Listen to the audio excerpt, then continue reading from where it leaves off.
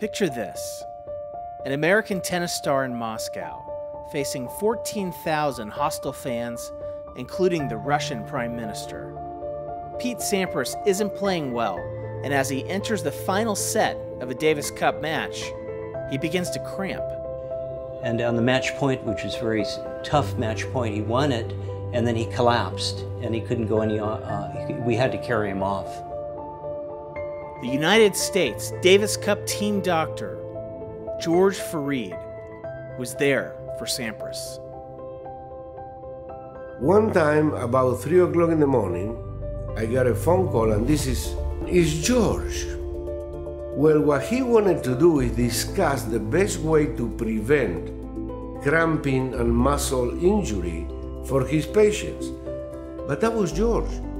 He will call to chat about something that he had concerns and try to avoid that his players be cramping during the tennis matches. It was beautiful, I love it. But we revived him in the locker room at that night with electrolytes and muscle relaxants, and allowed him to rest well such that he could compete the next day. And the day after that, winning his full 3 matches, and the U.S. Davis Cup won the cup, or the U.S. team won the cup there in 1995 in Moscow, Russia.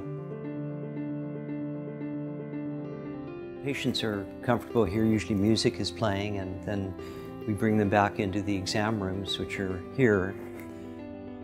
George has turned his office into a gallery, displaying memorabilia from his Davis Cup days and mementos from his storied past.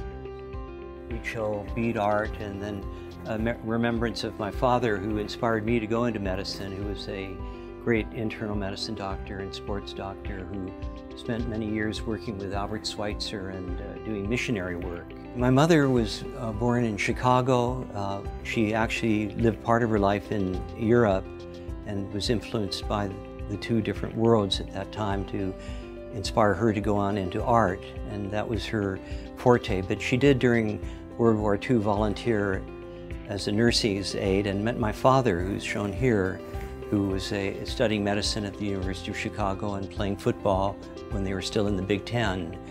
And they formed a great team of creativity and sensitivity and scientific approaches and desire to help humanity in any way they could. I learned the basic approach, bedside manner, from my father, and his father actually was a psychiatrist, so we had a history of medicine running through a few generations of the Fareeds, and we're very proud of that.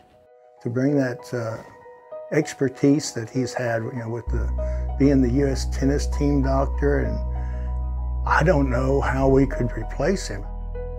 There's no one else out here that I know of that cares for people like he does. It's not hard to find someone who can attest to George's impact on the people of the Imperial Valley. He's often gone above and beyond what's expected of him. He is the staple, the measurement, if you will, of what a genuine person is here in the Imperial Valley. He's just an excellent doctor. I mean, very, very compassionate. Everybody I know likes him.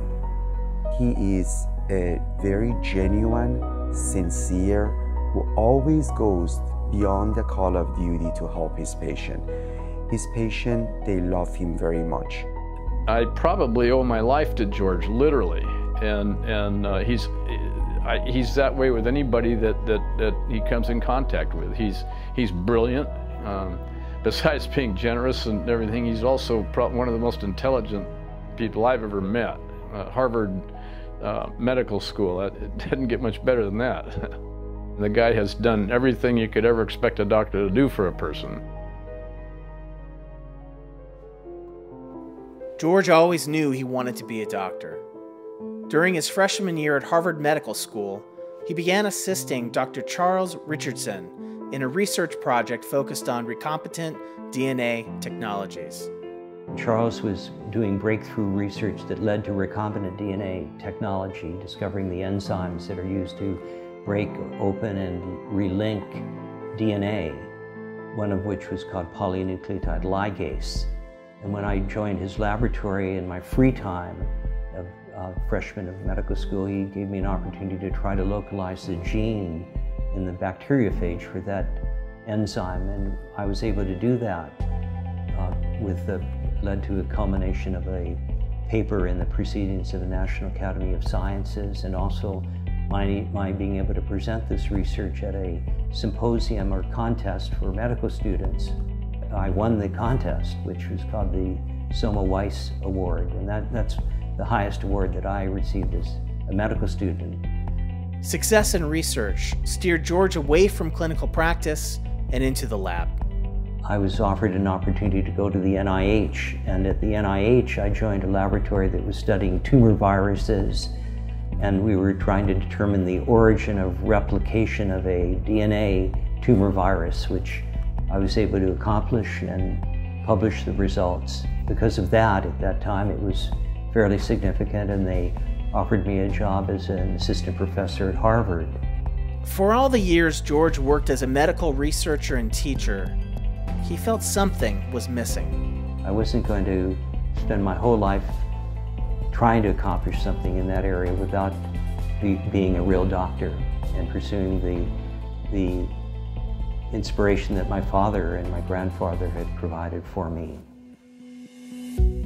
Midway through his career, George decided to start practicing medicine and moved to the Imperial Valley. Imperial Valley is an isolated area full of hot weather, but beautiful people, and a community that tries to help each other out, and real close-knit. Well, they're good salt-of-the-earth people that live here.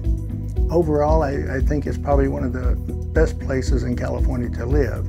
Out here, it's a small community, so everyone kind of knows everyone, and we pretty much all get along. It's just a real friendly community. Our main industry is agriculture. It's an area of 450,000 acres of arable land. I believe we're the third largest agricultural producer in the United States. But it's a very, very friendly ambience here, and that's one of the things that people experience that makes the Imperial Valley so enjoyable. The valley has a unique blend of cultures as it sits along the U.S. and Mexican border. Living here is like living in a little bit of Mexico. I had a friend once that he was coming from Arizona and then stopped in El Centro for gas. And then there for a minute he wondered if he was still in the United States, because everybody at the gas station and the convenience store would speak Spanish. We try to adopt the very, very best in Mexican culture and history, and try to inculcate that into our children so they can enjoy both cultures. While there is so much to enjoy about the Imperial Valley, it's an area that has social and economic issues. Imperial County is one of the poorest counties in the state. Living here is with both sweet and sour stories, right? Our young people are exposed a lot to drugs, and education opportunities are limited compared to other counties. The challenges here are the low educational rates and unemployment. It has the highest diabetes in the county in California and in the United States. 1 out of 5 people in El Centro, in Imperial Valley, they are diabetic. How does a Harvard-educated doctor who has worked with some of the world's elite athletes end up in an area that is often overlooked? It's simple, really. The Imperial Valley was where he was needed most. If I had to give a percentage, I'd say over 50% here would have limited access to medical coverage and medical care. Because of love that this man has toward the people, he chose to come to Imperial Valley. He's one of the few that will make house calls, especially if you happen to be a good friend, but I know he makes house calls to just about anybody that really needs him. He's been involved in so many different things. I think everyone would recognize George the same way that I describe him, as being very generous with his time, very kind, very concerned about people who are his friends and total strangers. It's just his nature. George's impact can be felt throughout the valley and not just in his office. He's been a team doctor for area high schools for more than 25 years. All the kids respect him.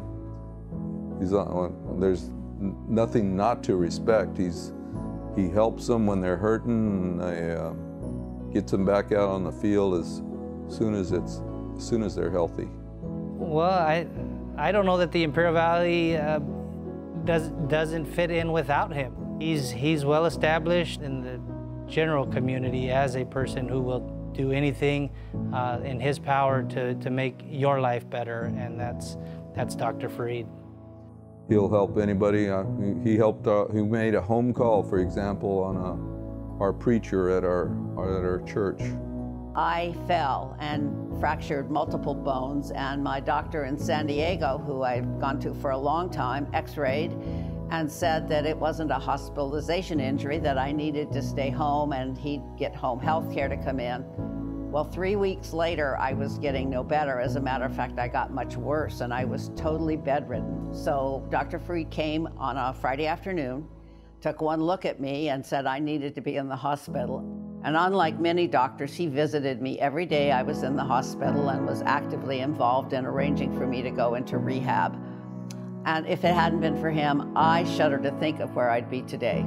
So I owe my ministry, actually the continuation of my ministry, to Dr. Fareed and his willingness to see the needs that I had as a person rather than just as a patient or a number. I have great friendships with many patients. I enjoy a friendly approach to people in general, and I have a great privilege to have the ability to be confided in by patients. And in so doing, I feel that they are my friends, and many of them become very close friends after having met them in the office.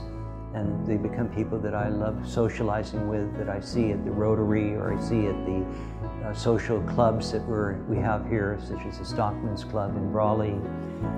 They teach me outside of the office much about what's important in life, and I admire their families and their friends.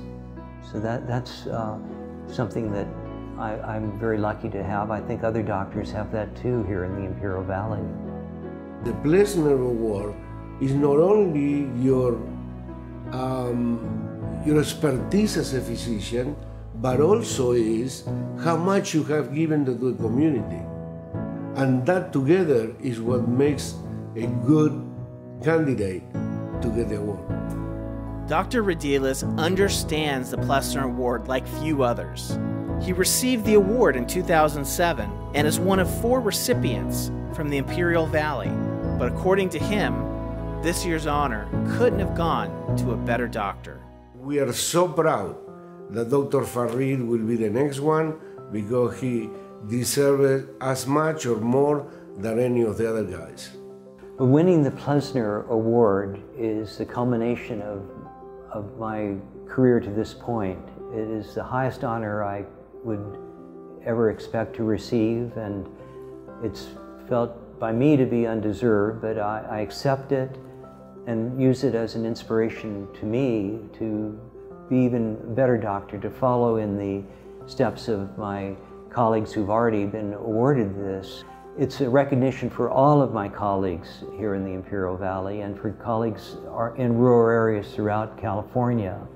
Many more are there that were undoubtedly more deserving than I am for this award, and I accept this award on their behalf.